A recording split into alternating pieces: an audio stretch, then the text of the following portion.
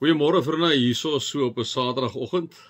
Dit is vandag die 22ste November 2025. Ek hoop julle het 'n lekker Saterdag wat voor julle lê. Ons hoop ons wen die ure later vandag, né? Kom ons raak net so vir 'n wyle stil.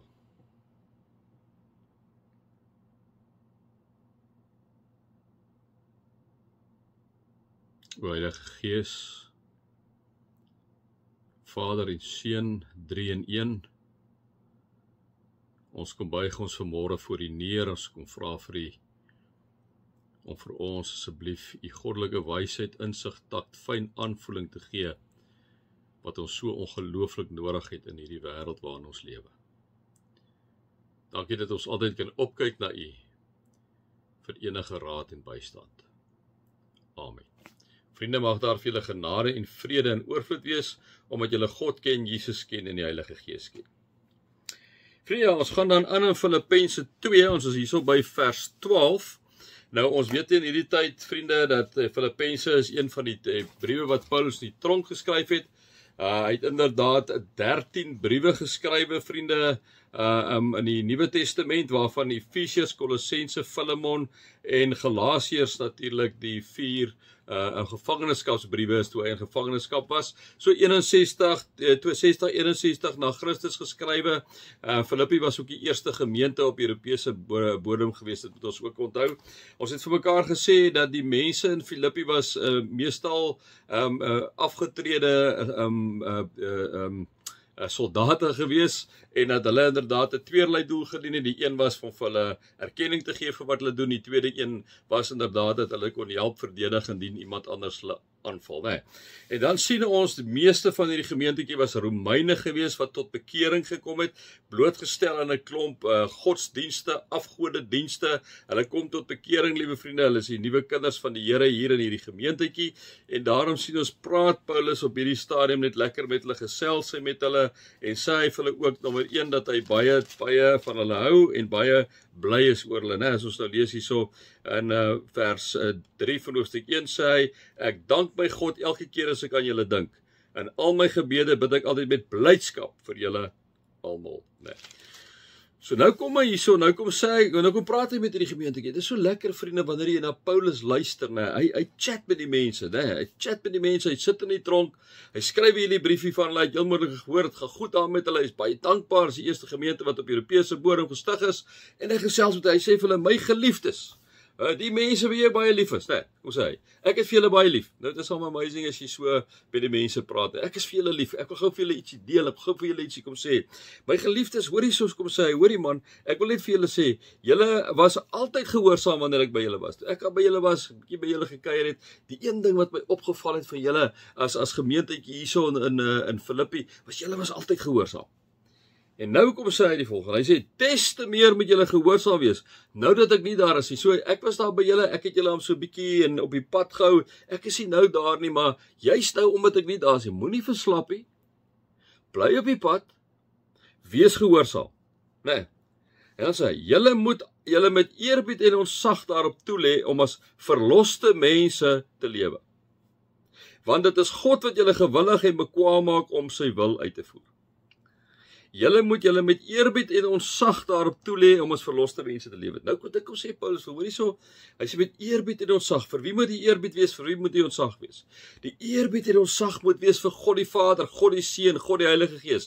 Die eerbied en ontzag moet wees vir die evangelie wat Paulus kom verkondig het, hulle die koninkryk van God wat gekom het, naamlik Jesus Christus as die gekruisigde, ook as die persoon wat almal verlos het van hulle sonde, die opgestane Christus wat opgevaar het na die hemel en weer kom. Julle moet uit eerbied en ontzag moet julle toelê, julle die gemeentetjie hier in Filippi, om as verloste mense te lewe. Onthou, mense wat verlos is, lewe as kinders van die Here.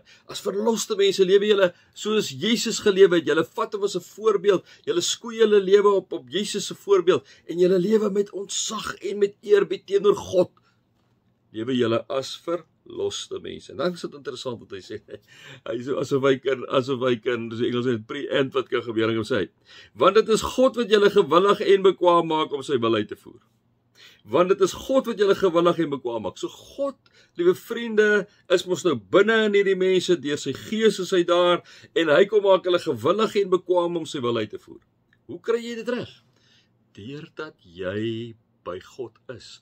Deurdat jy 'n lewende verhouding met God, in 'n lewende verhouding met God staan. Deurdat jy in die voetspore van Jesus volg. Deurdat jy toelaat dat die Heilige Gees deur jou werk. Dit is hoe jy met eerbied en ontzag jou daarop toelê om as verloste mense te lewe. As met eerbied en ontzag jy daarop toelê om as verloste mense te lewe, kom sê Paulus, kom sê vir julle in Romeine 12 wat julle moet doen. Julle moet julle gee as lewende en heilige offers, wat vir God aanneemlik is. Dit is die wesenlike van die godsdiens wat julle moet beoefen. Kom sê Paulus in Romeine 12. Hy kom sê, moenie aan hierdie sondige wêreld gelyk word, hy kom sê in Romeine 12. Laat God julle verander. Laat God julle gedagtes verander, sodat julle kan onderskei wat sy wil is, wat vir hom goed aanneemlik en volmaak is. En nou kom sê hy hierso. Want dit is God wat julle gewillig en bekwaam maak om sy wil uit te voer. Vriende, wanneer jy ingeplak is by God, wanneer ons 'n lewende verhouding het met God, wanneer ons oorgee aan God, wanneer ons dit doen, liewe vriende, moet ons toelaat dat God deur sy Gees ons gedagtes vernuwe en verander, sodat ons kan weet om sy wil uit te voer. Maar dit beteken dat ek en jy in 'n lewende verhouding met God moet staan. En ek het hierdie afgelope week maar net weer besef hoe slap ek is, vriende. Ek deel dit nou met julle. Ek behoort ons by die Here uit te kom, soos ons almal by die Here uit te kom, tyd vir hom te gee. 'n Dagstukkie is nie dat ek tyd vir hom gee nie. Dit is iets anders wat ek doen. Om 'n preek te maak is nie tyd wat ek vir hom gee nie. Dit is iets anders wat ek doen. Om elke dag met God te connect. Dit beteken jy moet 'n prioriteit daarin stel, want dit is hoe dit op die ou en nou maak dat ek en jy met eerbied en ontzag ons toelê om ons verloste mense te lewe, liewe vriende, en wat maak dat ek en jy gewillig en bekwaam is, omdat ons toelaat dat die Heilige Gees deur ons werk. Kom ek bely dit nou maar weer, ek sukkel daarmee. Maar ek kan nou nie aanhou sukkel daarmee nie, vriende. Ek moet begin om 'n besluit te neem, ek as Rian. Ek moet sê, Rian, is jou verhouding met God, dit beteken, liewe vriende, om die Bybel te lees. Kom ons sê dit maar soos dit is, né? Lees die Bybel. Deur die woord van God gebruik, die Heilige Gees gebruik die woord van God om ons te verander, om ons denke te vernuwe, sodat ons kan onderskei wat God se wil is, wat van goed aanneemlik en volmaak is. Wanneer ons die Bybel lees, wanneer ons God se woord na kyk, wanneer ons toelaat dat die Heilige Gees deur ons werk, dan begin dit inderdaad gebeur, liewe vriende, dat ons agterkom dat dit God deur sy Gees is wat ons gewillig en bekwaam maak om sy wil uit te voer. Kom ons agter dat God deur sy Gees begin werk, sodat ek en jy op die ou en as ons kyk, dan hang die vrugte van die Gees daar, Galasiërs 5:22, wat Paulus ons opwys. Kom ons het hierdie lewende verhouding met God, want dit is waar die eerbied en ons sag uitkom, wat ons help om ons verloste mense te lewe. So net so 'n paar gedagtes. Mag julle God se liefde ervaar, Jesus se genade ervaar, die Heilige Gees se teenwoordigheid ervaar. Amen.